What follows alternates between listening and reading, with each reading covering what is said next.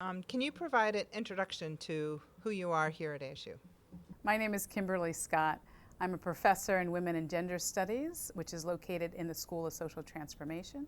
And I'm also the founding executive director for the Center for Gender Equity in Science and Technology. What was your pathway to leadership? I think, like a lot of us, my pathway was circuitous and serendipitous. I had never really thought about leadership in the higher education context. More importantly, I thought about how to make an impact given the research that I've been doing for the past 20 years. And so I found myself in a situation specifically while I was working more in a consultative context with the White House initiatives under the Obama administration. And I had always thought about wanting to bring together my research and my teaching and the work that I was doing more and more at the federal and the state level under one roof. And I had the opportunity to fast forward, and thanks to the support of President Crow, create the center here at ASU, which is serving as a research unit specifically dedicated to research about programs supporting as well as advocacy work for underrepresented women of color in science, technology, engineering, and math. If you had asked me 20 years ago, even 10 years ago, if I would be in this exact position, I could not have envisioned it. As I said, it was more important for me to think about how my work was going to make an impact. So the leadership position evolved out of that need. So, what made you passionate about equity? Well, first, let me distinguish between equity and inclusion, and let me throw into the mix diversity, because I think that's important to understand. And I think it demonstrates my passion as well as how I pursue initiatives around these constructs. And so for me, diversity is about creating collective spaces with multiple voices or diverse perspectives.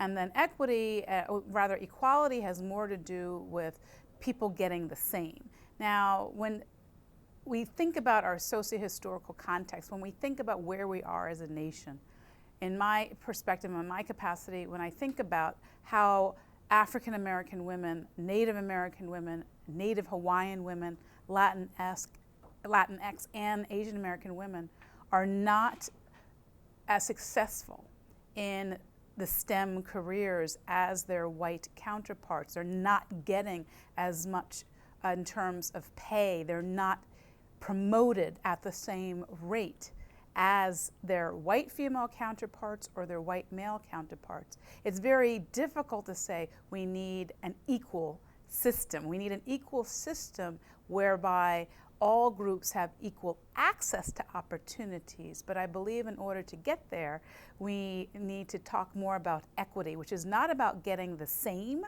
that's equality, but it's about providing us all opportunities so that we can ultimately get the same access. Equity, I once said that diversity is being invited to the dance.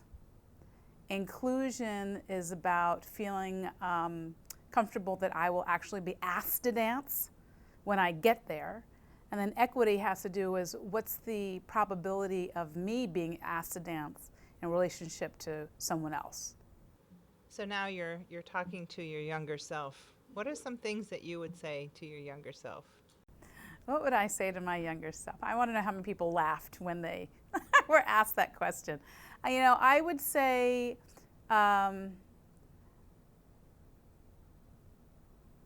would I say to myself? Well, I thought about this. I said, I never really was afraid of competition in that if I was rejected, and I was rejected many, many times, whether it be rejection through articles or rejection in grant writing, and I would take that as I'm going to show them. What we know in the literature is that women, for the most part, internalize rejection, and men tend to externalize it and say, well, whoever did the review, they must not know, it's their fault, as opposed to women would say, oh my gosh, this rejection is a reflection on me. And being conscious of that, I was always taking rejection as a moment to say, they're wrong. And they're wrong because the work that I'm doing is so important. I'm going to keep going at it. I'm going to keep submitting that article. I'm going to keep submitting that grant.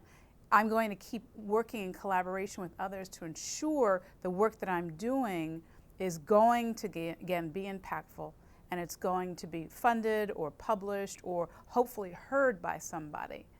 So if I were to tell my younger self anything, it would be to continue to move forward, and that you never ever know where you're going to end up. Again, I never thought that I would be in this position 20 years ago, and to be honest, I am excited about what will occur in the next 10 years for me. How do you see your current role in supporting equity?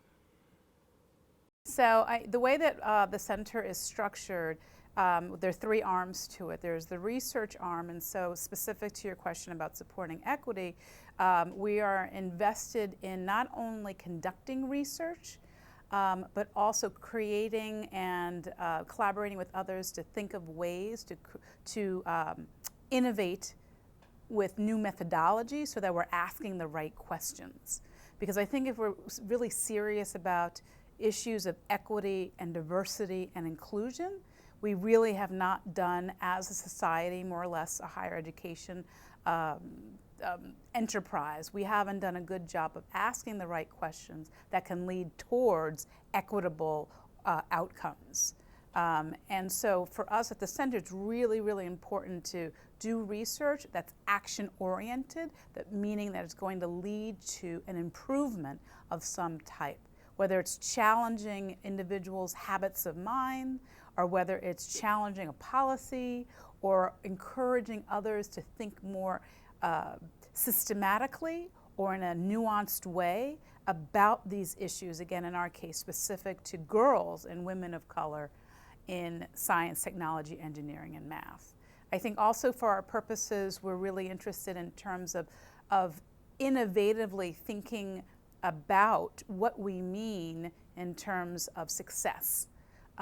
We're always pushing the envelope and challenging that success should not simply be about numbers. It should not simply be about how many black and brown female bodies are in a given space. That's not success. That's not equity. It's more about how are we pushing our communities forward so that the next generations, notice the plural, can come and do things far better than we could even imagine ourselves.